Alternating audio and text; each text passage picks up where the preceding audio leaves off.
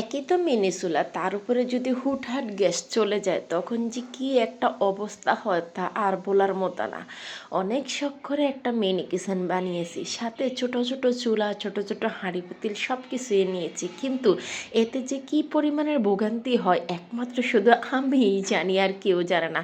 হয়তো ভিডিওটা আপনাদের সামনে অনেক সুন্দর করে উপস্থাপন করি, কিন্তু ভিডিওর পিছনে কি কি কাহিনী হয় তাই আজকে আপনাদেরকে দেখাবো। বাংলাতে একটা প্রবাদ আছে, শখের তলা ৮০ তলা। হ্যাঁ, বয়সটা যেমনই হোক না কেন শখ কিন্তু মানুষের থাকে। এই যে যেমন আমার এখন এই বয়সে কিন্তু এগুলা করার কথা না, কিন্তু তারপরও আমি এগুলা করছি। কেন করছি জানেন? কারণ এটা আমার শখ।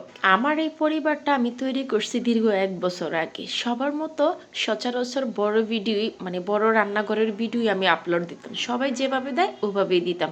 কিন্তু দেখতেছি সবাই তো একই রকম ভিডিও ছাড়ে, একই রকম ভয়েস ছাড়ে, তো আমি একটু ডিফারেন্ট কিছু করি। তো এই ডিফারেন্ট কিছু করতে গিয়ে আমার এই মিনি কিচেনটাই আমার মানে সবচেয়ে বেশি মাথায় আসছে, আর এই জিনিসটা না আমার অনেক বেশি পছন্দের।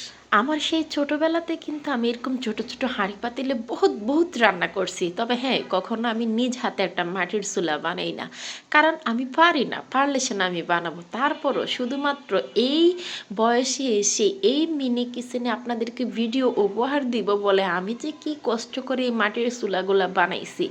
অনেকে আমার এই চুলাগুলো নিয়ে হাসছে, অনেক কথা বলছে। হ্যাঁ, বলবেই তো, একই তো আমি থাকি শহরে, আমার কাছে কোনো মাটি নেই।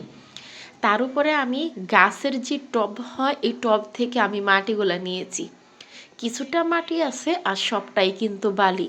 তা আমি চুলাটা বানাতে গেলে একদিক দিয়ে বানাই, অন্য দিক দিয়ে ভেঙে পড়ে যায়।